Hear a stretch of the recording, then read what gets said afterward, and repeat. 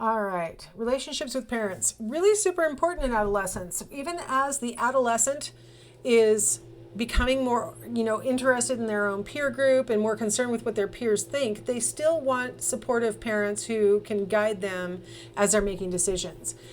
For most kids, the relationship with their parents is positive.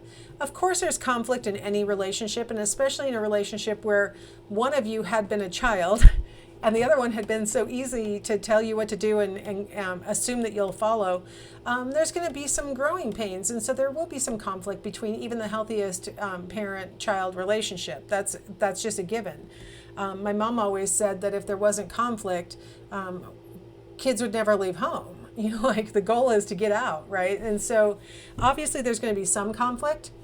But in general, it's a positive relationship between parents and their teenagers. For most teens, in general, there obviously are going to be some disordered situations. But the thing about the relationship with parents and teenagers is that it's kind of that. Remember, we talked about infants having an ambivalent, attachment to their parent, where it's like, I want to be independent, but I also want you to keep me safe, right? Like that's adolescence in a nutshell. I want you to get off my back, but I also want to know that you're there to catch me if something goes wrong, or that you'll support me if something goes wrong, right? It's an ambivalent time because even as the teenager is sort of demanding more independence and all these things, they also still kind of sometimes want to be a kid who doesn't have to make decisions and things. So it's kind of ambivalent. They need to break away, but they are still dependent and they are kind of scared of the world. I mean, it's a scary place. Mom and dad seem to be handling it so well, and I don't know anything. It can be kind of scary. It turns out that mom tends to be the target of conflict more often than dad, and it might be because mom is more, directly involved. Right? Like I said earlier with the identity development for mom, she's getting part of her identity from how her kids are functioning and how things are going, whereas dad doesn't have that same kind of mixed up in the kids problem. And so for dad, it's much more likely that he has been treating the children a little bit more autonomously for longer than mom has been. And so she's probably more likely to be the target of frustration from the kids. Also, it's kind of an easy target, right? Because she engages with them more often and she talks to them more often. And so on average, it's just more likely that she's going to be the target of some conflict, or the start of some conflict, by the way. Something that, starting back in the late 60s, early 70s, there was the boomers all thought that their parents were so foreign to them that they were like not even from the same planet, that they were just completely different people. And so researchers started wondering, well, are they? Are these, hippie kids and their, silent generation parents, are they really so different? And so starting in the 70s and then repeatedly since then, researchers have put teenagers in one room and parents in another room and then asked them about their basic values. And what they find is that when they're separate like that, teens tend to express basic values that are very similar to their parents. Now, what counts as a basic value would be things like the value of education, or the kind of career a person should pursue. Now, the parent might want you to be a lawyer and the kid would prefer to be a doctor, but they're still in that professional genre. Or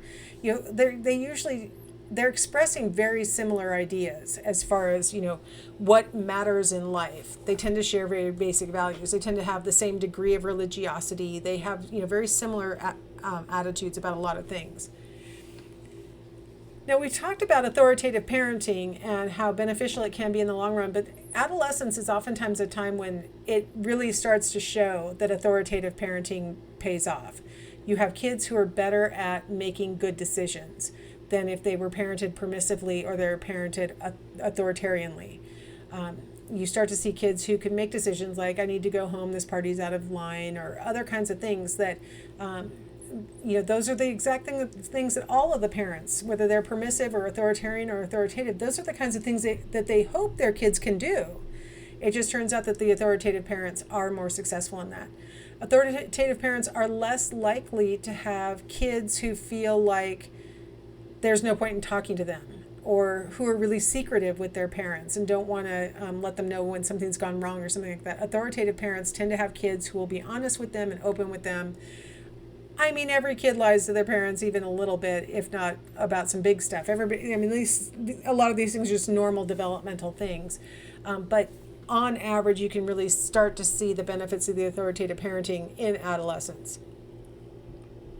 What about the siblings? We talked about how siblings are super important for children, and how the older sibling kind of sets the tone for how the interactions are going to go.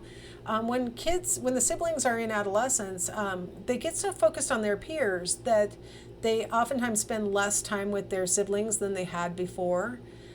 But with adolescence, as we start to go into emerging adulthood and adulthood proper, the teens start to look at the siblings start to look each other more like actual peers, and less like, I'm 3 years older and so you're just a dumb baby kind of thing. They really start to look at each other as, okay, we've gone through stuff together, we've had these shared life experiences, we have, like very similar values. A lot of times they start to look at each other more egalitarianly. They're like, we actually are equals. It's not perfect. My my sister-in-law she's 12 years older than my husband, and she is never going to let him forget that. That's just, I'm not saying that they don't remind each other that they're older. I mean, even twins, they're like, I'm 5 minutes older than you. So I'm not saying that they stop doing that. I'm just saying they start to see each other more as equals. They've gone through similar things, stuff like that. Now with peers, like I've been saying, relationships with peers become more and more intense, more intimate, much more supportive. Starting in middle school, you start to get this demand for loyalty, and you're not supposed to tell on your peer if they've done something wrong. And even if that means that you keeping the secret could cause you to get in trouble, you're supposed to do that because you can't be disloyal.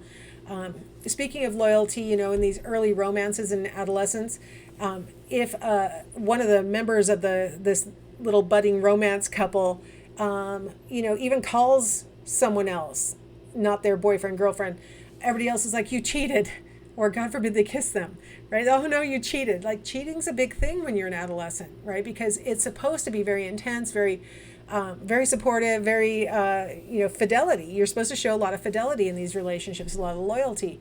And so peers demand a lot of us. A lot of teens feel like they're not popular enough. I was talking to this girl who in 8th grade was like the it girl for our class. Like, everybody knew she was the prettiest, she was the most popular, she was all the things. And she was like, no, I sat at home and I watched Love Boat every Saturday night. I'm like, hey, that's what I was doing. We all sat home and watched Love Boat. But the assumption was that she had like this fun, social life that she didn't have. She was an 8th grader. We're all 8th graders, right? We all worry that in this, especially young adulthood, young adolescence period, but also into high school, we worry about not having enough friends or the right kinds of friends and these kinds of things. Research has shown that if you have one good friend, that's the kind of buffer that you need to avoid like low self-esteem and depression and other kinds of things. So one good friend is all anybody really needs. And more friends, great. I know for me, when I was in high school, I had like one good friend, and then I had this group of friends who we would do stuff together, but everybody had like their best friend within that, but we were all friends with each other, but not best friends. You know what I mean? Like, I had the one really good friend, and the other ones kind of came and went, up and down, whatever. And my mom always made me feel a little bit bad about that. Like, why don't you have more friends? I'm like, ugh, so much energy. But it turns out I was right. I only needed the one, very supportive friend and like that. But teenagers oftentimes ask a lot of their peers, their friends. To call somebody a best friend means that you've sort of committed that you would cover up for them if something is necessary, or you've gotten into trouble together, or that you guys really share basic values. It's different from childhood when you're just sort of friends with whoever's there. Now you may be in a larger high school, you have lots to pick from, and you've decided this is the person who I'm really going to invest my energy in. So the benefits of peers, having at least one good friend boosts self-esteem. peers can also be really instrumental in boosting school success. I did have another friend who one of our biggest roles for each other that we played was competitor, and especially with regard to academic stuff. So I had to keep up, right? She had to keep up with what was the perception that the other one was doing. And it helped both of us to stay better focused on school because we were both kind of a little boy crazy, let's be honest. And so having her, excelling in class and stuff like that helped to keep me on track academically as well. And a lot of times that happens with peers. Peers can also undermine our academic success if they want to, lure us away with what might seem like more fun things to do that maybe aren't as appropriate activities. And so, we can have positive role models or peers, and we can have negative ones. It turns out that girls who have close relationships with their moms are more likely to have at least one good friend. So it's like the relationship with their mom gives them a good model for what it means to be a girl, a girl friend, a friend with other girls. So that's an important little thing to note, that the relationship I was talking about with parents is important for the other kind of relationships that we're developing as well. I think I kind of already addressed the issues with peer pressure, right? That you can have positive peer pressure, you can have negative peer pressure. It turns out that it's more common on average to have positive peer pressure. We tend to focus on the negative when you have kids who are misbehaving and you want to figure out like who was the source of it or whatever. When I was growing up, my brother was always in trouble, and he was always the one with the bad ideas. And he tried to get me to go along with his bad ideas, and it only worked if he just completely lied to me about what we were doing. But otherwise, I'd be like, that is a crazy idea. Here's my older brother. I'd be like, that's crazy. I'm not doing that. But he'd often be able to, lure his friends into it. So he was like the bad peer pressure. But most kids have positive peer pressure coming from their friends, and that's really good. Peers tend to have the biggest influence on stylistic stuff. So like what to wear, how to do your hair, how to talk, right? Every generation has its own little slang words. My best example of that is the word said. When apparently my parents were growing up, the correct way to say that your friend told you something in the past was to say that they said it. When I was a kid, it was, and then she goes, and then I go. So, Trisha goes, hey, do you want to go to the park? And I go, no, I don't want to go today. And then when I first started teaching college, I noticed that the college students in the 90s were saying, Trisha was like, do you want to go to the park? And I was like, no, I don't want to. And then by the OOs, it had turned into all like. So Trisha was all like, do you want to go to the park? And I was all like, no, I don't want to go. So it's that's just a really good example of the transition of just something as simple as said across generations, right? So language is a stylistic issue that you might see. And it's a great way to tell who's in the in crowd and who's not, who's old, who's too young, right? Nothing sadder than hearing a middle-aged person do what I just did and try and speak in the slang, right? Like nobody wants to hear that. You want to hear people who are of your correct age using the correct language, right? And that's a great example of peer pressure sort of influencing something stylistic as jargon. The good news for parents is that they are very influential in the basic values of their kids. So even as their kids are dressing, in a way that they don't like, seeing a friend that they don't really like, stuff like that, the good news is underlying most of that, you're going to find that the kid still is carrying with them the basic values that were laid down probably in middle childhood. So parents can kind of relax on that issue. And in fact, we'll talk a little bit more when we get to adulthood about how it may go from the perception that your teenager really is not going along with the basic values and you've sort of lost them for whatever you mean by that. And then once they get into adulthood, all of a sudden they start to really appreciate the things that they were raised with and the rituals and things like that. So it comes back around. All right, well, that's enough for chapter 16, and that concludes adolescence. So I will see you next in Emerging Adulthood.